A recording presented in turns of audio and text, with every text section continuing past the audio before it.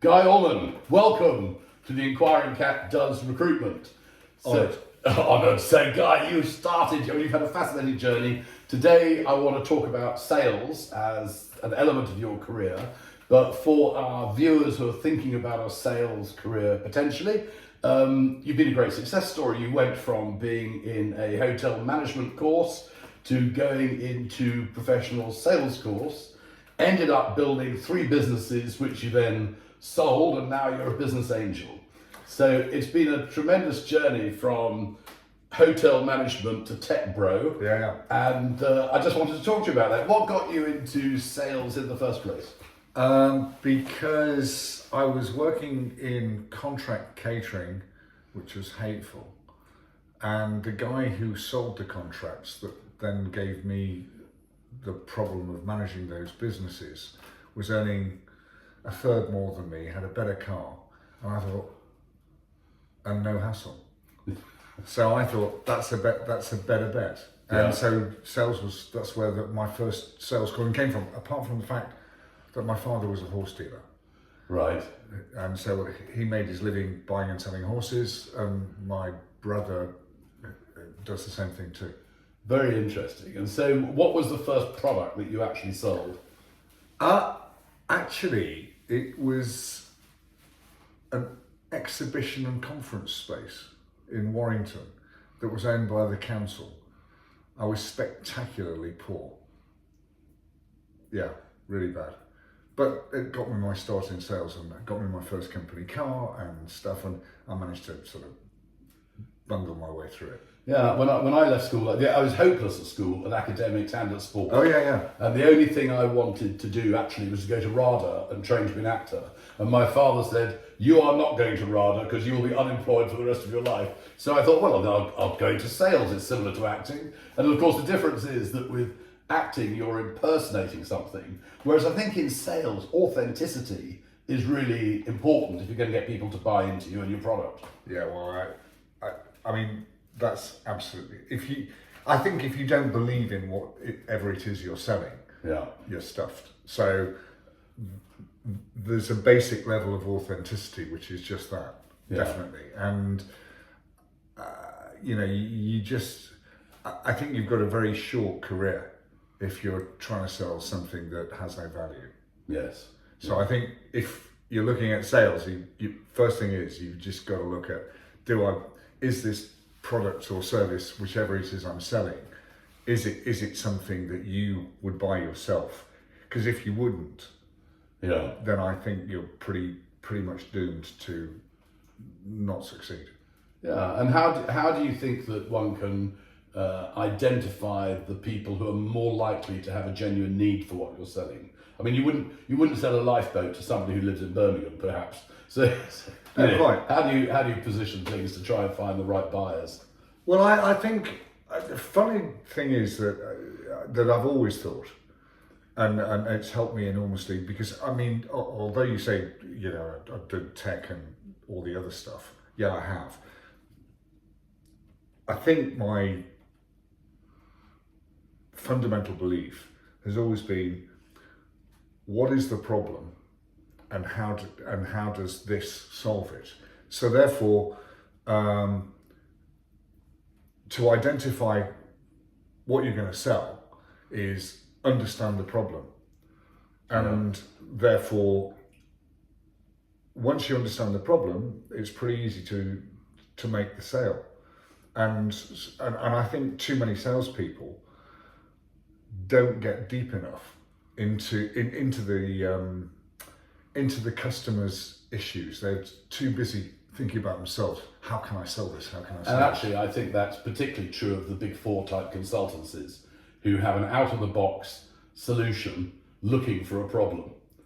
They don't go to their clients necessarily and say, well, they claim to, we'll dig around and find all your problems and come up with a solution. The point is they've already got the solution under the table, they're just going to pop out the box again very often. And with product, it's much easier to say, here's a clear, tangible issue, here's a product that can address that. Yeah, I just think all too often,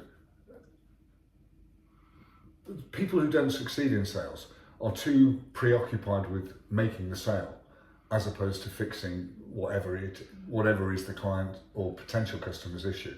And if I was going to give anybody half a piece of advice, not that anybody wants to know so-and-so's advice, I did quite well then. I think it's you've got to be interested in helping your customer. Yeah. And if you're not, actually, to answer your question, if you can't help the customer, don't go there. Exactly. And I think one of the greatest words to hear in sales is no, because if the client is clear no, then it means you don't need to waste any more time with them. Go on to find the customer who'll say yes. Because rejection is a big thing in sales. Some people are terrified of rejection, but you just have to accept it, don't you? Well, I've done sales for 40 years, and I've had far more no's than I've had yeses. Yeah. But the yeses, when they come, are generally pretty rewarding. But I think, if you are thin-skinned, don't go into sales. Yeah, I think that's good advice. Yeah. And so how did you go from then being in sales in somebody else's business to owning your own business? And what was that business about, and what was the market? So I was working for a sales training company in the automotive industry that also was involved in publishing. And the owner of the business decided he wanted to sell the training side of the business. So I was involved in a management buyout that didn't succeed because I think I was 31. Yeah. And the other person who was involved in the buyout was the marketing director, who was 61. Right. And we were both putting up an equal amount of money, but he said, I'm older than you, and therefore I'm going to be the managing director. And that's when the whole thing fell apart, because I was the sales director of the business at 31, which is quite something. But it was me that was bringing all the revenue in. So I had a failure to achieve the buyout. Yeah. Probably the best thing I ever did, and that's what made me set up my first business with 3 children under the age of 4 and no money. Yeah. And did you have an exit plan when some people say when you start a business like that, you should aim to sell within 5 years and have an exit plan. Did you have that sophisticated approach, or was it a bit more fly by the seat of your pants? No. So, again, I'd recommend to anybody, because I'm fundamentally quite a shy person. Right. And I was given How to Win Friends and Influence People by Dale Carnegie.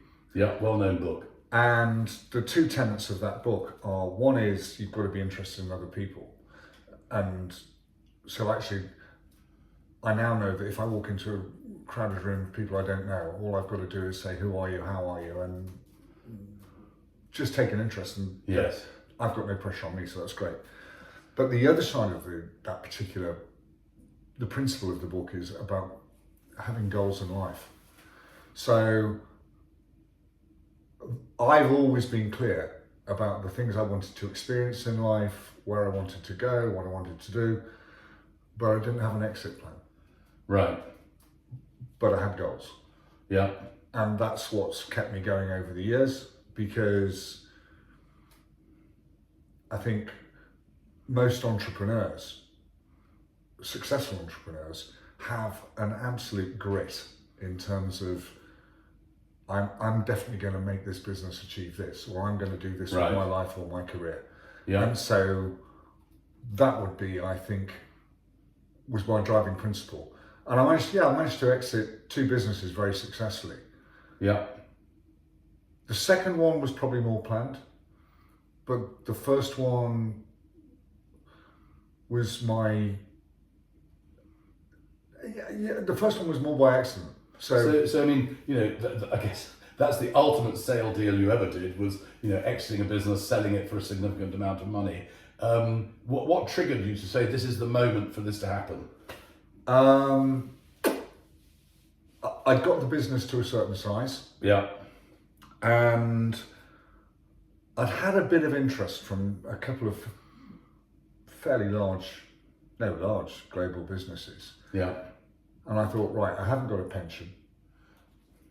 And I'd always worked on the principle that I was going to sell a business at some point. So it was driven less by me. So I can't pretend to have been that clever. Yeah. But I was always going to sell a business. And the second business we were much more calculated on. So coming back to the sort of fundamental issue, my last question really for sales is, what would you ask or suggest to any youngsters who are thinking about a sales and marketing type career? What would be the sort of pearls of wisdom you'd like to leave with them? Be interested in fixing it. I think the number one is be interested in fixing the problem. And all too often, salespeople get locked into, we've got all this technology, it does this and this, but actually they don't do this fixes your problem piece. And that for me is, if you're not interested in your customer, then don't get into sales. And actually that kicks back to the age-old thing that you get in sales training, which is quite right. Don't sell the features, sell the benefits. If you understand somebody's particular problem, then you sell the benefits. There's the old analogy, isn't there, about the woman who goes into a car dealership and the chap says, "Oh, do you want to buy a car?" And she says, "Well, yes, I'm quite interested in buying a car." And he goes through all the features of this car, and it does 150 miles per hour, it accelerates to 0 to 60 this time, and she walks out of the showroom without buying the car. And then she goes to the next car showroom, which happens to be a Volvo car showroom. Other brands are available, but you get to the Volvo showroom, and the salesman says to her, "Why do you want to buy a car?" And she says, "Because I'm a grandmother, and I want to take my grandchildren safely to school, and it's only 5 miles each way every day, and I need some big boot space because they've got lots of sports kit." And the salesman doesn't talk about 0 to 60 or what a fantastic engine's got. He talks about airbags and the boot space, and that's why she buys the car. And that's an old thing you hear in sales training, but I think it's absolutely fundamentally true. No, well, you're never going to sell anything without taking that approach, David. And I think that's a great piece of advice for anybody, because, sales is tough. Yeah. It's a tough business. You're judged on your merit every day of the week. Yeah.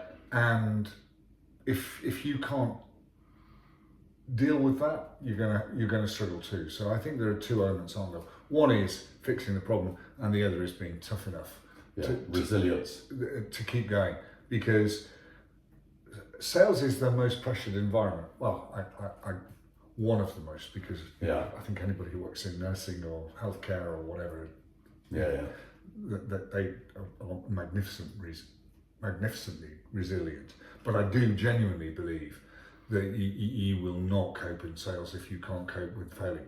Yeah, and criticism. Yeah. Because when you fail, you get criticised. Yeah, exactly. Guy, thank you. Much appreciated. Pleasure. I hope our audience have enjoyed your wisdom. Wisdom. Thank you so much. Cheers. Good health.